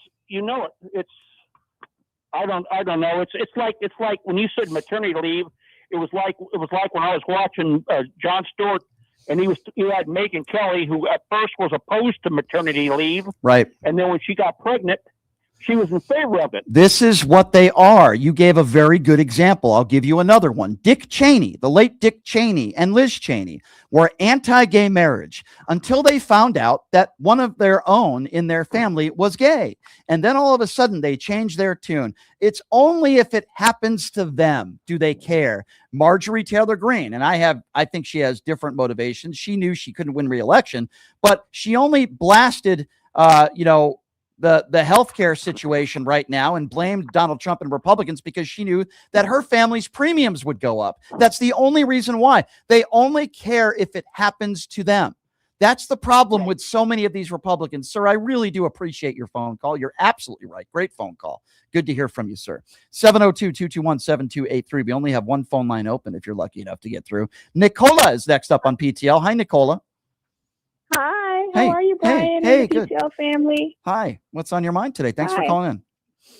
Thank you. I was calling in to see if you had seen Anthony Blinken yesterday, what he said. Pretty much that we were almost 30 minutes away from having a war based on Israelis giving bad information about an imminent attack from Hezbollah. Ugh. And Joe Biden, the sleepy, half-dead Joe Biden, was the one that said no. But Yeah, who's because the sleepy and half-dead one now? There you Trump go. Let Israel turn them into, You know know what? You're right. You know, Nicola, it's interesting you bring that up because, as you know, when anything goes wrong, and anything did go wrong in the Biden administration, Trump would be the first one to say, "Wouldn't have happened if I was president." Let's go back a little bit. We had a global pandemic. I don't blame Donald Trump for the start of the pandemic, but I certainly blame Donald Trump for the response. There was a time under the Trump administration where we were losing up to 5,000 people a day. You didn't hear Joe Biden say, "Wouldn't have happened under my administration." You didn't hear Barack Obama say, "Wouldn't have happened under my administration." I guarantee if any of those two presidents were started when this happened, it would have been handled much better. That's number one. Number two, the war in Ukraine is still not over. Trump said it'd be over within 24 hours. He said the war wouldn't have started. Trump is the guy who got us involved in a new war. He's the guy who brought us to Iran. He's the reason why soldiers have lost their lives. He's the reason ultimately why thousands of innocent people in Iran have lost their lives. Innocent people in Israel, our own soldiers, innocent children in a school. But you don't hear Biden saying, "Wouldn't have happened under my administration." I guarantee it wouldn't have. Guess what? If Kamala Harris won, wouldn't have happened. If Kamala Harris had won, we wouldn't have these stupid tariffs. If Kamala Harris had won, she wouldn't have rolled out the red carpet for Vladimir Putin. If Kamala Harris had won, we wouldn't have had what took place in Minneapolis. Let me tell you something. Renee Good and Alex Preddy would still be alive today. Okay. Yeah. She wouldn't have put morons in office like Kristi Noem, like Robert F. Kennedy Jr., like Kash Patel. Okay. If I'm not saying Kamala would have been a perfect president, but she wouldn't have started an ill-advised war, certainly not in Iran, because she didn't wear Benjamin Netanyahu knee pads. She knew Benjamin Netanyahu was corrupt. She knew enough to not trust Benjamin Netanyahu and the Israeli government. And guess what? She was right. Hillary Clinton was right. Okay. She was right. All right. We were right. We were all right. Look at what's going on in this country right now. Look at where gas prices are at. We had the biggest 2-day spike in decades. Guess when we had the biggest spike last? Under George W. Bush, when he started another, you guessed it, ill-advised war in Iraq. We were told weapons of mass destruction. And apparently Republicans didn't learn their lesson then, did they? So what does Donald Trump do? He doesn't even wait for a vote in Congress. And now let's think about the narratives we've heard. I'm not making this up. And if I miss something, please, Nicola, please let me know if I miss it here.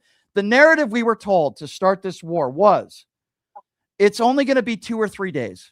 Then we were told 4 or 5 weeks. Then we were told civilians need to rise up, even though the civilians aren't taking over the government. Then we were told regime change. But then when they were asked, well, doesn't that mean you need to put boots on the ground? Then they changed their narrative. Then they said Israel forced our hand. Okay. Then they've moved on from that and they said, no, we're not looking for regime change now. Then we were told weapons of mass destruction or nuclear capabilities. Then they've walked that off because there's no evidence that they furthered that. Now we're told, well, we just want to take out their Marines and their ships. They keep changing the narrative every day because they know they should have never done this to begin with. It's insanity. Exactly. No lies detected. None. It's insanity. What is going on right now? Insanity. I am surprised. I'm just surprised that, like you said, Joe Biden isn't to blame.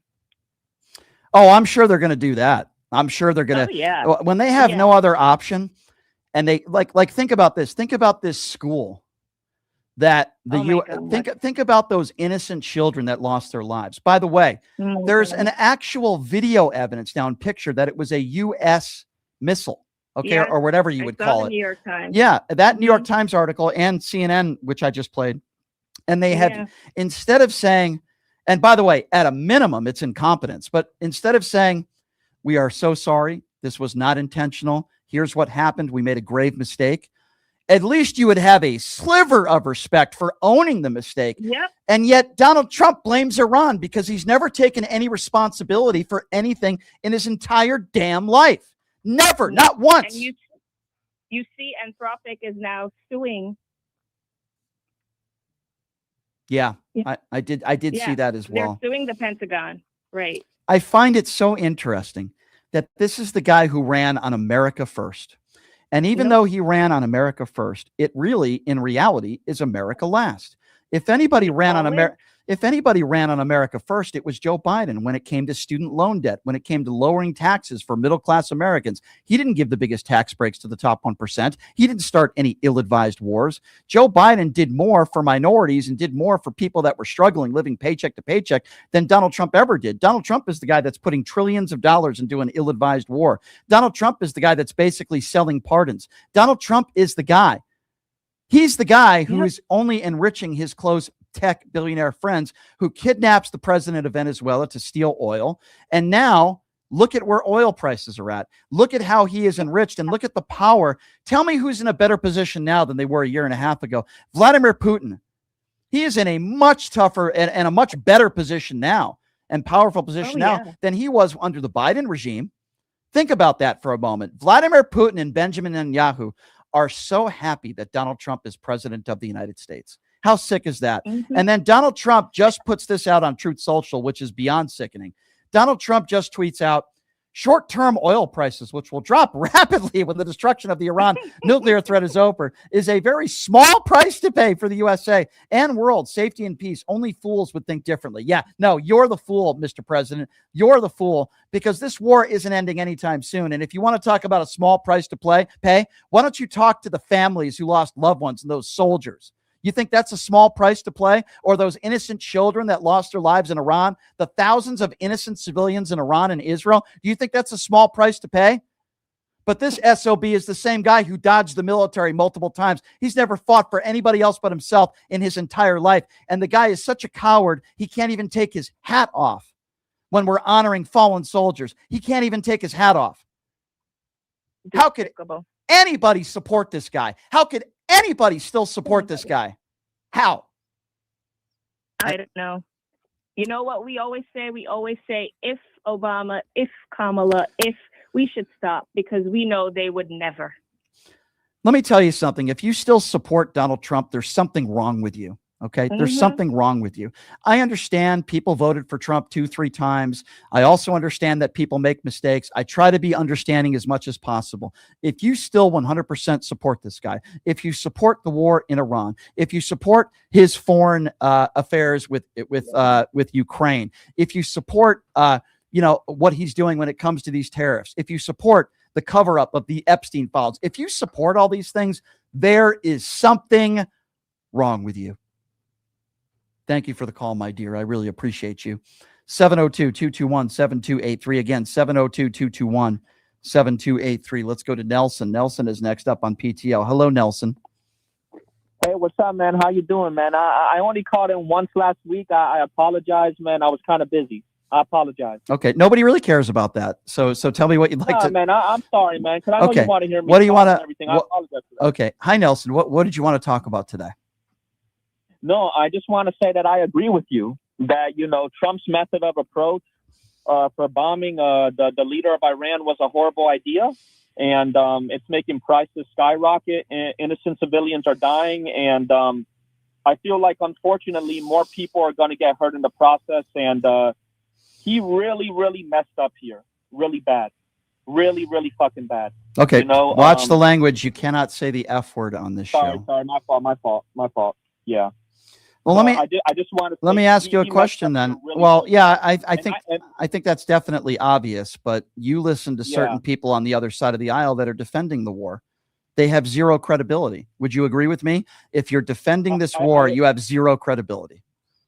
I mean, what's crazy is, I generally, more often than not, tend to lean conservative, but I can't support what's happening here. What would you say to the conservative? What would you say? What would you say? What would you say to the conservatives out there, whether it be a Mark Levin or an Andrew Wilson or a Jesse Waters or Laura Ingraham or virtually everybody on Fox News, OAN, and Newsmax?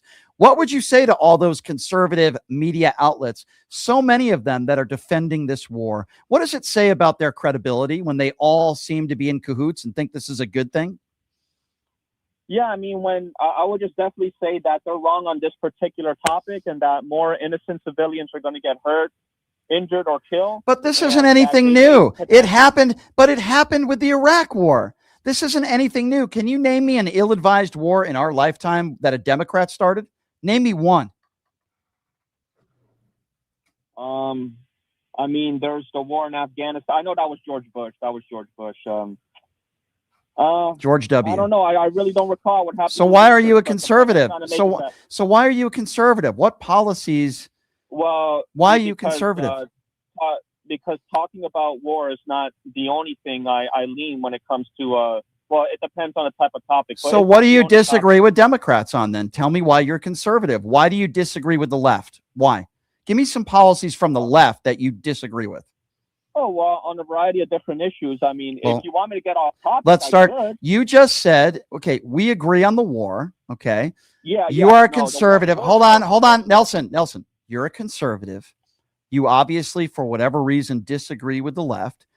Give me some policies, and let's start with one policy on the left right now in D.C. where you say, I completely disagree with Democrats.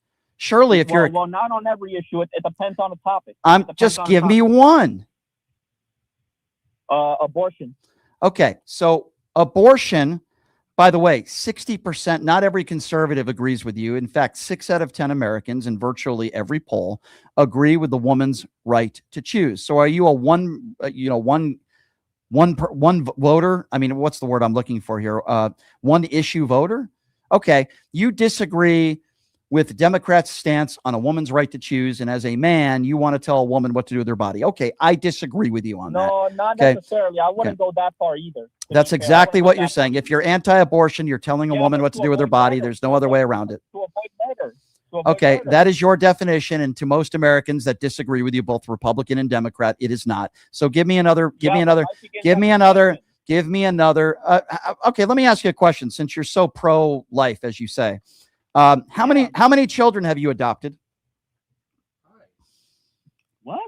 Answer the question. How many? I know you're obviously not smart enough to understand why I'm asking that. Are you aware right now with abortion being illegal in some states in this country, that there are literally hundreds of thousands of kids that don't have parents that are waiting to be adopted. So since you are pro-life, hold on. Okay, I didn't say that. Since you are pro-life and you're against abortion, which is what you just said, there are hundreds of thousands of children that are waiting to be adopted. So since you are so pro-life, I'd like to know how many children you've adopted. Tell me, answer the question. Well, obviously, I haven't adopted any. Okay, so here's my point. Don't you think you're a little bit of a hypocrite that you are anti-abortion and there are a lot of kids out there that are waiting to be adopted? And if abortion was illegal in every single state, there'd be millions and millions of children that are waiting for parents waiting to be adopted. Why don't you guys think that far ahead? Don't you understand that? And in an economy right now and in a country that we are living in where people are struggling to put food on the table, and there are already over 300,000 kids right now that are waiting to be adopted. You haven't adopted any kids. And by the way, abortion is legal in, I think, around half the states. If abortion was illegal in this entire country, literally millions of kids wouldn't have parents. What is your solution to that? Well, actually, no. Aren't there twice as many people on the adoption waiting list as there are abortions, if I'm not mistaken? So I just told you that there are hundreds of thousands. I apologize. Yes, you are. I think you're wrong. You're wrong. You're wrong on the abortion issue as well. Give me another topic, or we're going to have to move on to the next call. Well, we were talking about war initially. I'm just yes, we were. Yes, we were. And you're a conservative, and I can tell you only conservatives are warmongers. I have never met a lefty that's a warmonger. Well, wait a second. Did I agree with the conservatives on this issue? I agreed with you. Okay, I understand that, but yet you're still a conservative, and I can tell you this is a very, very big issue. Yeah. Why do you think gas prices? Why are gas prices so expensive right now? Why is that? I don't. You think I agree with that? I didn't ask you. I didn't ask you if you agree with gas prices being high. That wasn't my question. My question was, why are they high? Well, it's partially due to the war. Too. No, it's not partially due to the war. It's 100% due to the war. What do you mean partially? Well, I mean, it's a variety of different issues. No, it's not. No, it's not. No, it's not. No, it's not. You're wrong. The reason why we've had the biggest spike over the course of the last week is directly because of the war. Who did you vote for? Did you vote for Donald Trump? Brian, I told you a million times I did not vote for Donald Trump. So you're a conservative. I voted for Kamala. Okay, so you're and I told you So why are you a conservative then? Wait, so if you're anti-abortion, why would you vote for somebody that was a woman's right to choose? Right. So, like I say, I generally tend to lean conservative. However, I told you this in a previous video, but you probably didn't remember. That's okay. My family is Democrat. So when I went to the voting booth, my mom wanted me to vote. Guess what? Democrat. Okay. So I voted for Kamala All right. Harris. I'm glad you voted for. I'm glad you voted for Kamala Harris, but you should not be a conservative. Okay. You shouldn't. I'm sorry. If you can't defend conservative principles, which I don't think they have these days, and if you can't defend Donald Trump's policy, which clearly you're unable to do, then I don't think you should be a conservative. Maybe you should double think that and maybe call back, or at least be an independent. 702-221-7283 is the number to call. Donald Trump, in a phone call over the course of the last hour, called into a program and said he thinks the war is very complete, pretty much, he just said. He said they have no Navy, no communications, they've got no Air Force. He added that the U.S. is very far ahead of his initial 4 to 5 week estimated time frame. By the way, showing no evidence of that. What a joke. 702-221-7283. Let's go to Johnny. Johnny is next up on PTL. Hello, Johnny. Oh, hi, Brian Shapiro. I just wanted to say big fan. I've been listening to you for, I've been listening to you the past few years. Good stuff. I specifically really love it when you call out these people who want to call these women that have accused Donald Trump, when they want to accuse them of being lying B words. Yeah. Like Andrew Wilson there. Yeah, he did say that. I'm glad that you called that out, sir. Mm-hmm. I think it's despicable. Listen, I'm not saying that and as you know, my friend, I'm not saying that there's never been situations where an alleged victim is lying, right? I mean, it does happen from time to time. I remember the Duke lacrosse situation. But with that being said, when you look at all the women that have come forward that have accused Trump of abuse, including 25 plus women and his ex-wife in court documents, and then we look at what's going on here in these files, for anybody out there, anybody to say that all these alleged victims are all lying, chances are if someone makes a statement like that, they're probably a misogynist pig, just like Donald Trump. So it's a lack of credibility. Now, on the flip side of that, I don't believe Nancy Mace. I've said that time and time again. I think she begs for attention and she wants to be a victim so badly, but yet she still supports Donald Trump. And I look at these alleged victims that have come forward and accused Donald Trump of wrongdoing. And so many of them, except for E. Jean Carroll and Donald Trump's ex-wife, none of the others have received any monetary value at all. So, yeah, I think when somebody makes a statement like that, like an Andrew Wilson or somebody on the right who thinks that all these women are lying, it's just it's par for the course for them, my friend. What else can I say? Yeah, exactly. I disagree with you a little bit there. I tend to believe all women when they speak out. I think it's just safer just to believe them all. I believe. Yeah, for instance, I believe Sarah Specter when she. Thank you very much. Thank you very much for the phone call, sir. Obviously, that's a guy who's just not a serious caller. 702-221-7283 is the number to call. Let's go to Ryan.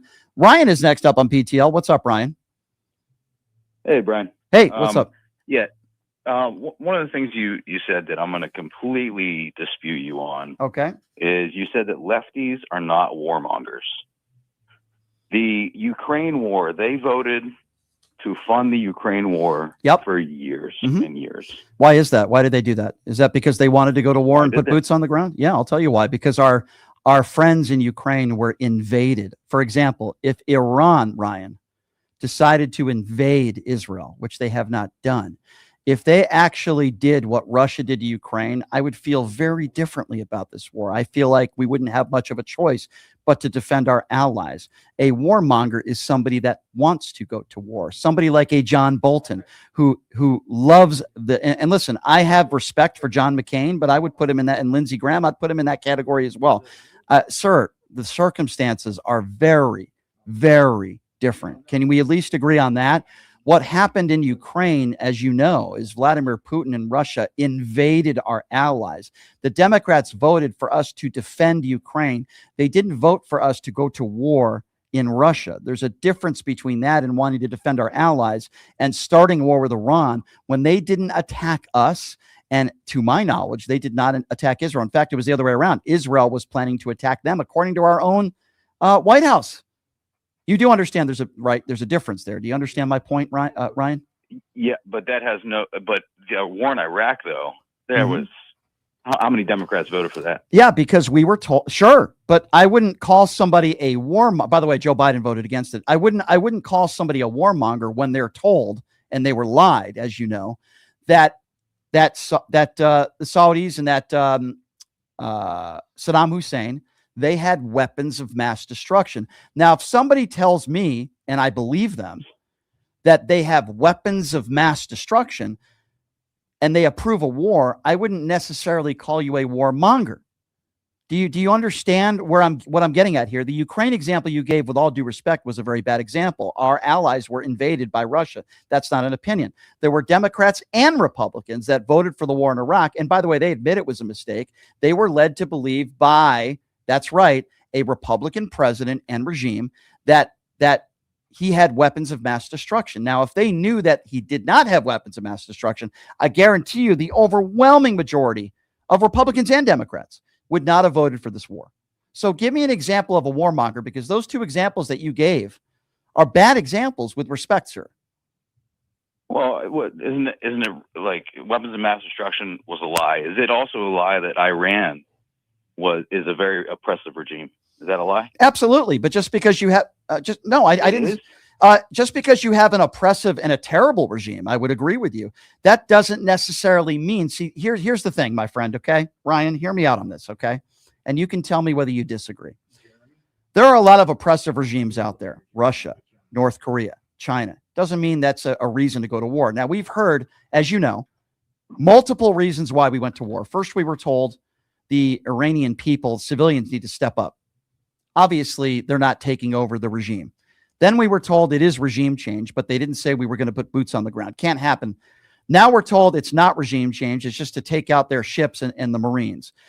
Then we were told that Israel forced our hand. They can't make up their mind as to even why we went to war. Now, it was a lie under George W. Bush, but they stuck with the lie. I don't know what's worse, not knowing why you go to war with somebody or lying to the American people. Would you agree with me that they can't come up with a reason? Tell me the reason. Why did we go to war? Yeah, I sort of agree that they're kind of fumbling their hand here. If they would have, because what was the claim that they're developing nuclear weapons? Like, I don't want Iran to develop nuclear But Ryan, weapons, right? do you believe that? That would be bad, right? Be honest. Ryan, you seem like a reasonable guy. Be honest with me. Do you really believe that? I mean, do you? No. Here's why. That they have nuclear. No. Hold on. No. Hold on. Do they have nuclear capabilities? I don't believe they are. You know why? Because Tulsi. Hold on. Let me tell you why. Let me just give you my reasoning. Hold on, Brian. Hold on. Just hold on. Okay. Then why did Joe Biden have a deal to strip their nuclear capabilities or something with their nuclear capabilities? Yeah, well, that was so. Hold on, I'll answer that. Let me answer. First of all, I'll answer your Joe Biden. That was a precautionary measure, and he didn't go to war. Number two, Tulsi Gabbard. I don't just throw this stuff out of thin air. Tulsi Gabbard testified under oath 10 months ago. Do you know what she said? No. You don't? Okay, well, this is kind of important, Ryan, with respect. Tulsi Gabbard under oath said that they had no, and you can look this up if you don't believe me. She testified under oath and they had no reason to believe that they have furthered any nuclear capabilities. She said that 10 months ago. And then 2 months later, we bombed Iran.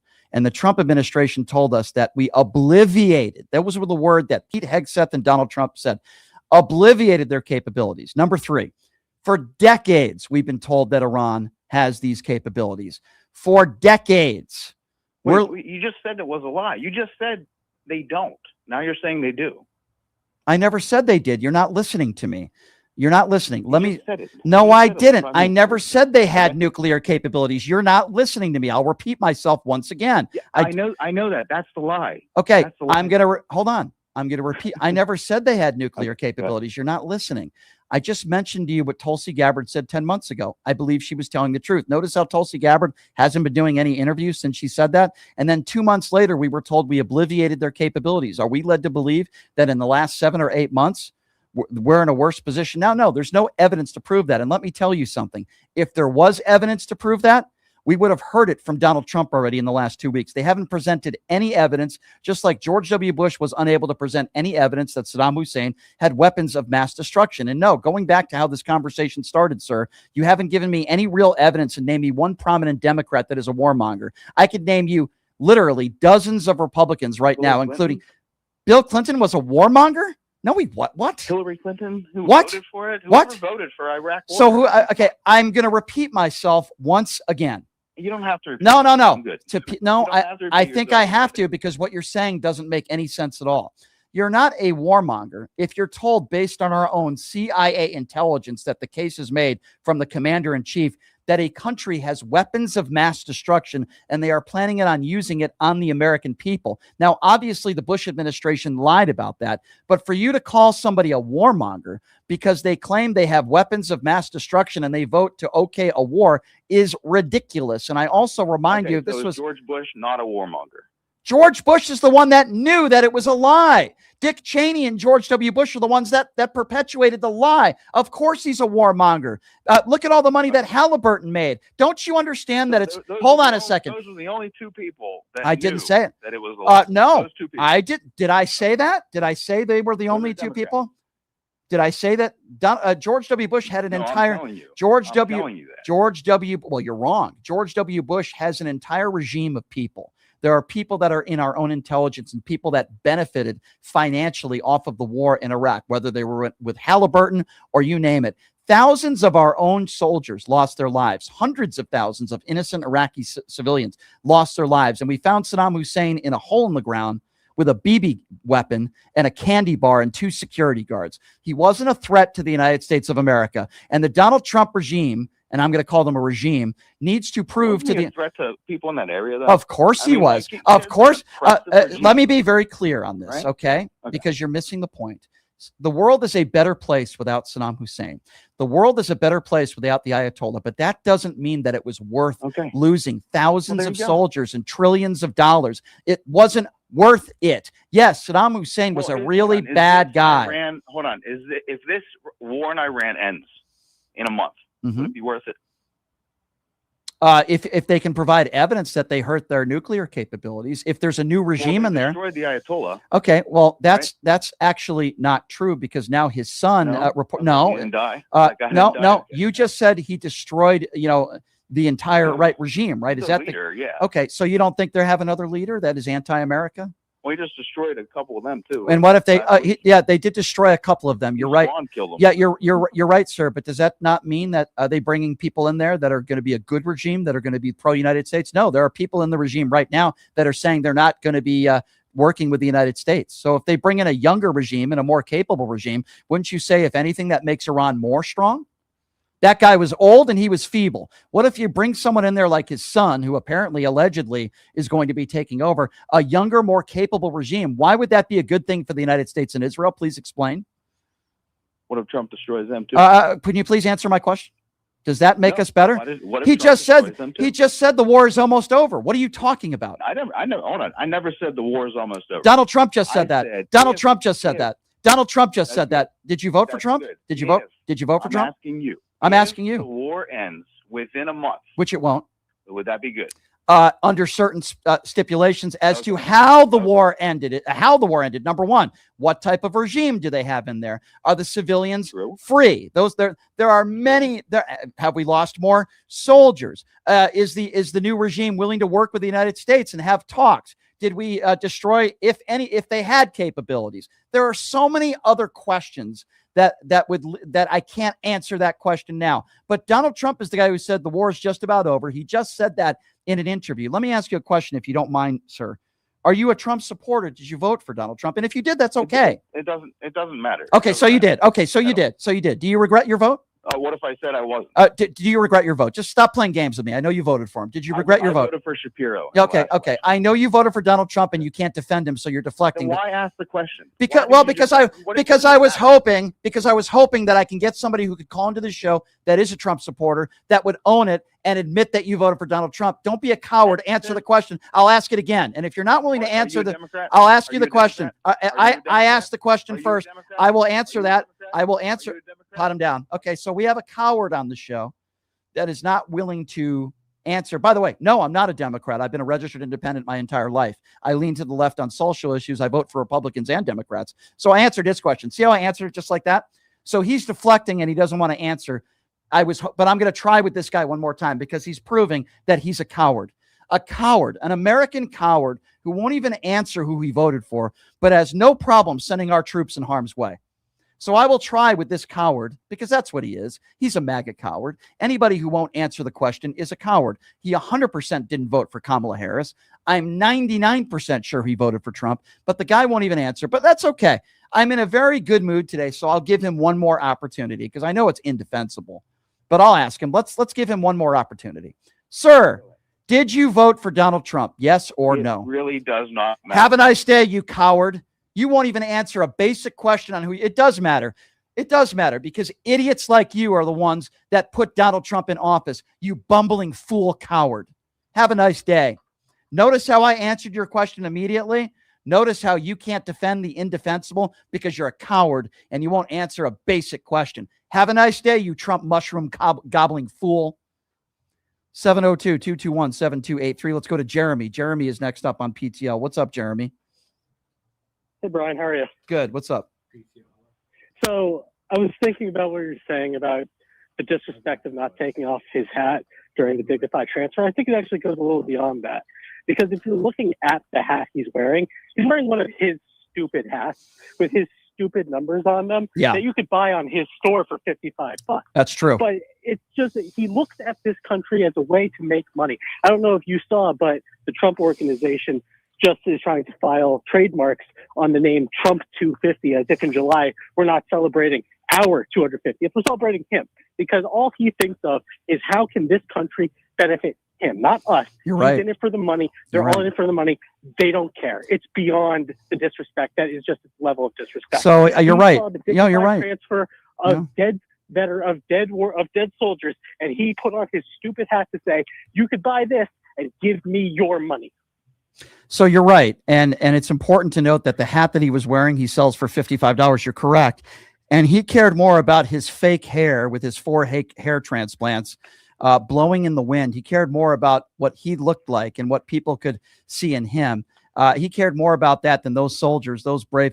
At least J.D. Vance showed some respect, somebody who served. As much as I dislike J.D. Vance, and I think he's an awful human being, at least he showed some respect. Donald J. Trump showed no respect, and the fact that right-wing media are continuing to hide his behavior like Fox News did is insane. Jeremy, you're so right, and I do appreciate your call. Let's go to Herb. Herb is next on PTL. Hello, Herb. Hey, Brian, you keep saying that Iraq didn't have weapons of mass destruction.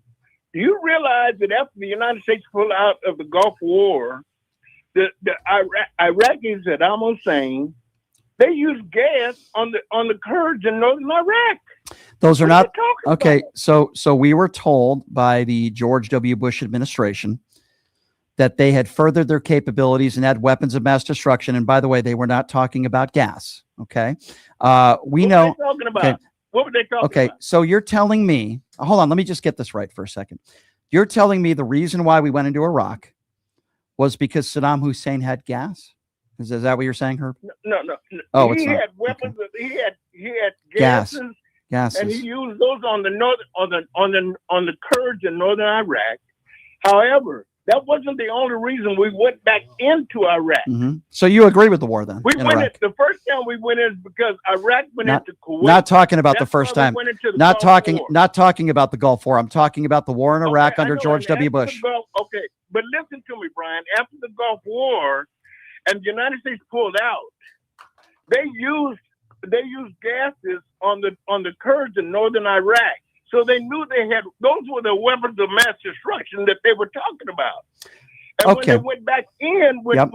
when Bush went back in there, Mhm. they didn't find any because they had shipped them out to Syria. Oh, And okay. then Syria used those gases on there. Okay, so can you please tell me where the evidence is that the weapons of mass destruction that we were told why we invaded Iraq, those weapons of mass destruction were found in Syria? Because the George W. Bush administration and our own CIA and FBI disagree with you. In fact, George W. Bush and members of his administration, even Condoleezza Rice, those in George W. Bush's administration said it was a mistake and we did not find weapons of mass destruction. We were told faulty intelligence. they didn't Hold on. find- Hold on, you're Herb. right, Hold you're on. right. Okay, so it was an ill-advised war based on, at a minimum, if they weren't lying, That faulty was not the intelligence. only reason So we why are you defending the war? Do you think it was the right thing to do? That was not the only reason. Do you we think it went was the back right thing to do? Iraq. Do you think it was the right thing to do, Herb?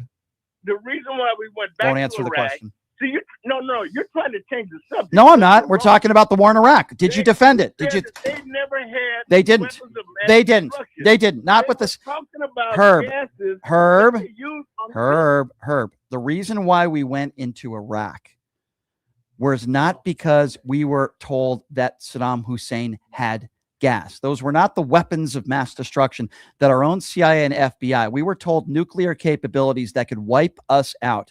The George W. Bush administration admitted that the weapons of mass destruction that they thought that Saddam Hussein had, they did not find. They didn't say, well, he had gas, but they sent it to Syria. You are wrong, Herb. Now, let me ask you a question, okay? Are you, Herb, you're not answering any of my questions, and have a nice day, you dope. What the question that I was going to ask Herb, because I just destroyed him, which was, do you support the war in Iraq? Now, obviously, he would be put in a corner, but he wants to say that, well, he did have weapons of mass destruction. They had gas, and then they sent to Syria. By the way, our own CIA and FBI said that we effed up and that there were no weapons of mass destruction. But yet Herb calls into the show trying to say they had gas, they sent it to Syria. So let's just forget about what our own intelligence said, what the Bush administration said. Oh, gosh, there's no weapons of mass destruction. But let's listen to Herb. Herb, have a really nice day, man. I hope you get deployed one day and maybe you can defend the indefensible. It's sick. It's sick. But you wouldn't do that because you're a coward. 702-221-7283. Let's go to Melvin. Melvin is next up on PTL. Hello, Melvin. Hi, Melvin. Go right ahead. Hi, Melvin. Go right ahead. I'm here. Yes, go ahead. Good. Okay, and forgive me because I'm kind of nervous about doing this, but I'm also frustrated. If you could hear me out, because I got a challenge for you. Okay. But I have to bring it. I'm an educator, and I work with kids every day, and I see how hard it is to. Number one, what the government's doing to us, taking this way, lunches away, and they wonder why our kids are the way they are. But then I listen to people talk to you and talk to these other podcasters, and I keep on hearing people just spew out lies after lies after lies and treat it as if it's the gospel truth, even though the truth is put right in their face. And no, that's not it. That's not it. That's not it. And it's frustrating and tiring to me, but I also see why it happens, because people don't want to admit the truth about the way this country was brought up. Well, isn't that, I mean, isn't that the, immigrants founded this country. And sir, you look at the way they're treating brown people, the way they're treating immigrants. It's sick and it's sad. I want you to do me a favor. I want to be able to give you more time. Can you do me, because we're running up against the clock here because I'm at the end of the show. Can you do me a huge favor if you have the time? I'd like to give you more time. If you can call in tomorrow and we can continue the conversation. Is that okay? I'll try to tomorrow. Yeah, I'm sorry. I'm sorry. I got to keep the call short, my friend, but we're running out of time and I want to try to get to everybody, but I would love to continue this conversation with you tomorrow. And I'm sorry to cut you short, and I appreciate your call. Thank you so much. Let's go to Eric. Eric is next on PTO. Hello, Eric. Hello. Eric, go right ahead. Can you hear me? Yes, go right ahead. Well, how's it going? Good. What's on your mind? You want to talk about the Iran war? Please. So why don't you support it? Well, I mean, I've talked about it every day since the war started. First of all, there's no evidence that Iran had furthered their nuclear capabilities. Under the Trump administration, even Tulsi Gabbard said that 10 months ago. We were told we obliviated their capabilities 8 months ago. Also, there's no evidence that Iran was planning any attack on the United States. There's also no evidence they were planning any attack on Israel. What we do know is that Israel was planning an attack, and Marco Rubio even said that. This is an Israel-Iran situation. America should never have been involved. And then the Trump administration has come up with 6 or 7 different excuses. First, they said regime change. Then they said the Iranian people need to rise up. They haven't said that they are willing to put boots on the ground. Then we were told that Israel forced our hand. Then we were told that Iran was forcing what was planning an attack on the United States. And the White House said, and Donald Trump said, well, I had a feeling. You don't go to war based on a feeling. They've come up with multiple excuses. We've lost American soldiers. This is going to cost us trillions of dollars while we take away Medicaid and food stamps to the very needy American citizens right here at home. So I just named you several very important reasons. I could even name you more. Okay. Did you hear about the protests that the Iranians had? That a lot of people were slaughtered. And what does that have to do with what I just said? The Iranian regime are terrorists. They're terrible people. I would never say the opposite of that. But just because, and it's very tragic, but just because people are quote unquote slaughtered doesn't mean that the U.S. needs to get involved and start a war. And then our own soldiers are slaughtered. I understand the Iranian regime. They're a terrible regime. They're horrible people. I don't defend their regime. That, to me, that's not a defense for going to war, sir. Okay, well, that's good. Now, I don't know if you heard that when they were protesting, Trump told them to protest your government, and if anybody is touched, then the U.S. will intervene. So he said. So he told them to lose their life, basically. He didn't protect them. No, that's not all he said. He also said he would protect them, didn't he, sir? The day before they protested, you're leaving something out. He said, we will protect you. Did he protect those people that were slaughtered? Yes, I was going to include that. Thank you. Now, listen. So what he did was, which there's plenty of reporters that have reported on this, that they said that Iran asked for the United States help. Do you recall that? I don't recall the Trump administration ever, the regime ever working with the United States, or the regime ever asking for the United States help on anything. I don't know what you're talking about. There's no evidence. That wasn't the regime asking that. That was the protesters. Okay. Saying that you real quick, saying that you told us to protest. They didn't get help, and now though. we need your Many of help. them have lost their lives. They did. What do you mean they didn't get help? Many of them lost their lives.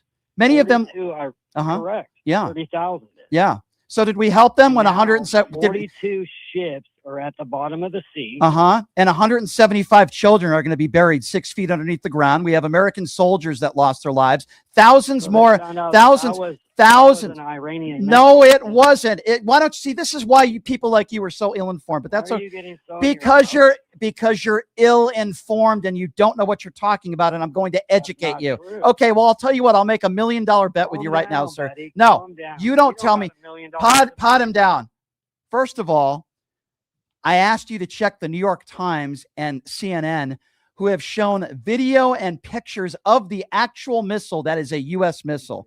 You have no idea what you're talking about, and you are ill-informed. And then when I talk about innocent children losing their lives because of the United States, and you tell me to calm down and don't be emotional, well, let me tell you something, sir. Screw you. I'm sorry that I have a moral compass and you don't. I'm sorry that you're okay with innocent school children losing their lives because we have an incompetent Secretary of Defense and an incompetent President of the United States. Screw you. You are ill-informed. You have absolutely no idea what you are talking about. It was a U.S. missile. It's been proven. And you are another uneducated, ill-informed, middle-aged white dude that has absolutely no idea what he's talking about, also known as Donald Trump's base. Have a great Trump mushroom gobbling day, sir. You're a complete buffoon.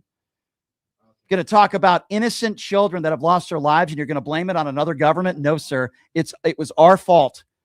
And idiots like you are the reason why this is happening. All right, everybody. I apologize. I know we have a lot of people on hold. I promise I will get to all of you tomorrow. My apologies. Please check out my website, which is pushingthelimits.live. Again, my website, pushingthelimits.live, where you can make donations. $5, $10, $20 a month. Man, we appreciate whatever you can afford. And you're supporting independent media. You're supporting this show. We'll get back to the YouTube super chats tomorrow. I'll do a better job on that. I know we missed a few today. My apologies. And I believe, if I'm not mistaken, Brian Krasenstein is going to be joining us on the show tomorrow. My thanks to Ron Filipowski from Midas Touch. Thanks for joining us, everybody. We'll see you tomorrow. Have a great day. Hey, everybody. Are you struggling to find a pizza place that reminds you of Brooklyn? That true blue New York style pie? Well, worry no more. Stallone's Italian Eatery Pizza is a knockout.